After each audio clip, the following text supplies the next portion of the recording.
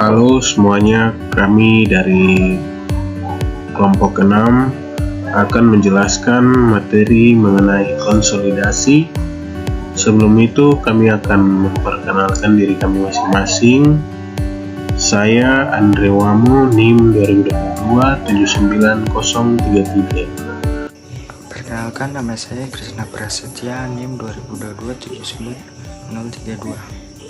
Halo semuanya, perkenalkan nama saya Stefani Sahuburua, NIM 2022 79035 dari jurusan Teknik Sipil.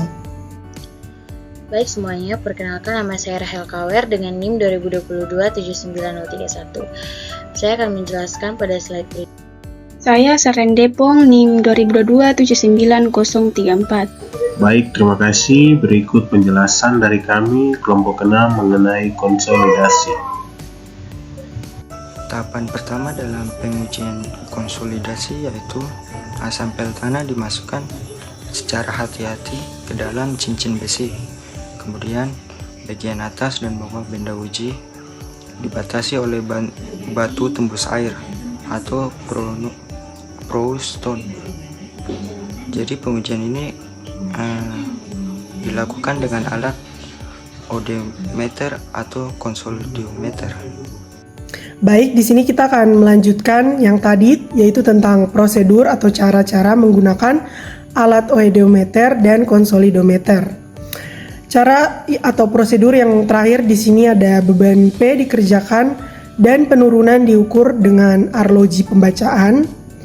Jadi diukur menggunakan ada arloji pembacaan. Umumnya beban diterapkan selama 24 jam dengan benda uji yang selalu terendam dalam air. Jadi benda ujinya harus terendam dalam air. Nah, penambahan beban secara periodik diterapkan oleh Leonard.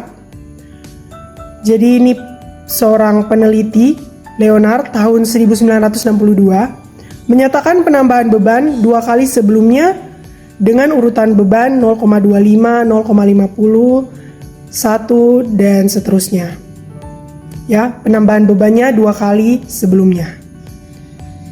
Setiap penambahan beban, deformasi, dan waktu dicatat dan diplot dalam grafik semi logaritmis hubungan antara penurunan delta H dengan waktu log T. Grafiknya disajikan pada slide berikutnya. Baik semuanya, perkenalkan nama saya Rahel Kawer dengan NIM 2022 79031.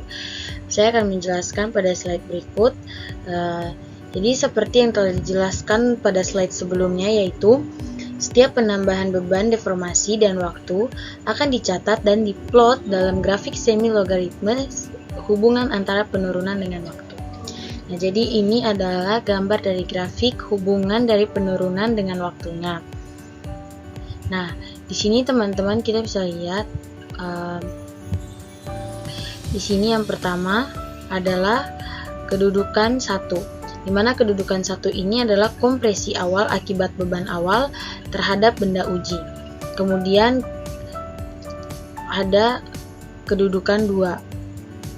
Nah, kedudukan 2 ini adalah bagian garis lurus di mana dia menunjukkan proses konsolidasi awal, ya, di mana sudah mulai terjadi konsolidasi pada tahap awal.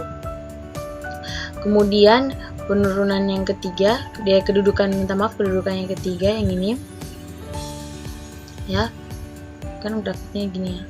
Jadi di sini dia sudah mulai mengalami kedudukan awal di mana kompresi awal, di mana terjadi kompresi, ya, diakibatkan oleh beban awalnya, ya, yang di mana benda uji ini mulai bereaksi akibat beban awalnya ini.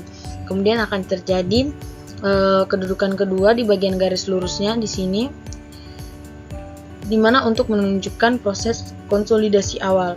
Kemudian yang ketiga di sini, kedudukan ketiga yang ini, dia menunjukkan proses konsolidasi sekunder. Nah, konsolidasi ini ada dua, ada primer dan sekunder. Nah, dalam grafik hubungan penurunan dengan waktu ini, pada kedudukan ketiga yang terjadi adalah proses konsolidasi sekunder. Konsolidasi sekunder sendiri ini kita kenal sebagai rangkak, ya, atau dimana dia terjadi setelah proses konsolidasi primer selesai dan mengacu pada pengendapan tanah secara perlahan di bawah tekanan konstan.